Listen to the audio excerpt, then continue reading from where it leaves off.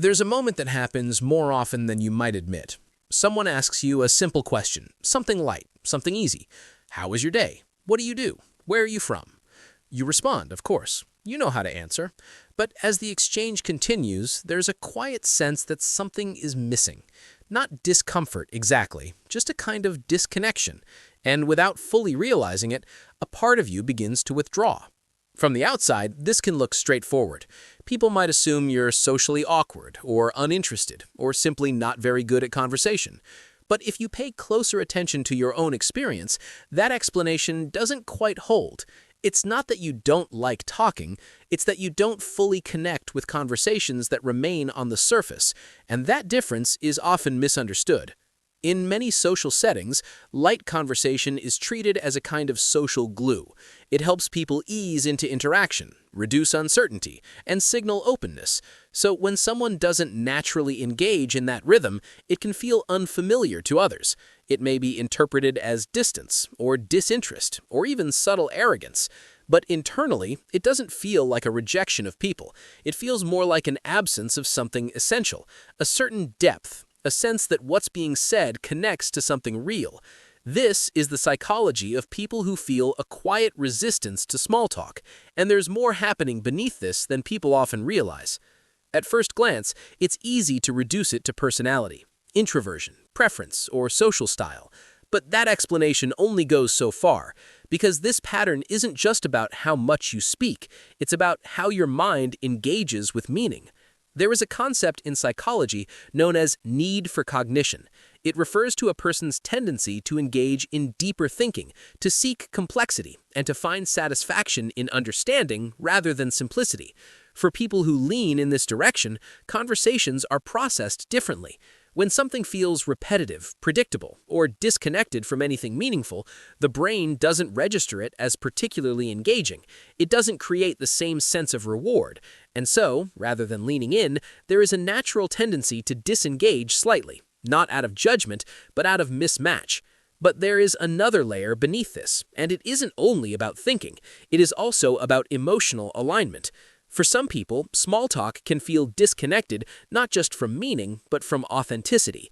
It can feel like a script, something people say because it is expected, not because it reflects what they genuinely feel. And when you are someone who values sincerity, that gap becomes noticeable. You may find yourself listening to the words while also sensing what is not being expressed, a lack of presence, a lack of real engagement. And without that, it becomes harder to stay mentally or emotionally involved, even if the conversation itself is harmless. This pattern often develops over time. If you have had experiences where deeper conversations felt more connecting, more grounding, or more real, your mind begins to associate connection with depth. Surface-level exchanges start to feel incomplete by comparison. In some cases, it may also come from environments where communication needed to carry weight, where what was said mattered, or where you learned to pay attention not just to words, but to underlying meaning. Over time, your system adapts to that. It becomes less interested in exchanges that do not lead anywhere and more drawn to conversations that reveal something about a person, about an experience, or about how someone sees the world. Eventually, this becomes your baseline. Small talk does not just feel unnecessary, it feels misaligned. And yet, it is important to approach this without judgment, because small talk is not meaningless in itself. For many people, it serves a real function. It creates comfort. It allows for gradual connection. It provides a low-pressure way to move from unfamiliarity to familiarity. It is not a lack of depth, it is simply a different pathway toward it. In the same way, not enjoying small talk is not a sign of being more thoughtful or more authentic. It reflects a different way of engaging. Different nervous systems develop different rhythms for connection, and none of them are inherently better than the others. Still, there is a subtle tension that can come with this pattern. While you may not feel drawn to small talk, the social world often relies on it. It is how many relationships begin. It is how trust is built slowly over time. And when you do not naturally participate in that process, it can create a quiet distance, not because you don't want connection, but because the entry point doesn't feel natural. You may find yourself present in conversations, but not fully engaged, waiting for something to shift, waiting for the moment when the interaction becomes more real, more meaningful. Sometimes that moment arrives, but sometimes it does not. And when it does not, it can reinforce the sense that something is missing, even when nothing is technically wrong. There is also a certain sensitivity that often accompanies this pattern. You may notice when conversations feel forced, when people are speaking out of habit rather than intention. Because of that awareness, your attention becomes selective. You're not closed off, you are precise. You engage more fully when something feels genuine and less when it does not. This precision can be a strength, but it also carries a trade-off. While it allows for deeper and more meaningful connections, it can make it harder to engage in the small, seemingly insignificant moments that gradually build familiarity. These moments may not feel important on their own, but over time they form the foundation for connection.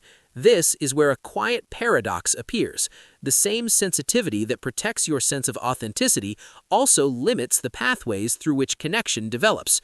Not because anything is wrong, but because connection does not always begin at the depth you prefer. Sometimes it begins lightly, gradually, without immediate meaning. Recognizing this does not require you to change who you are. It simply adds perspective.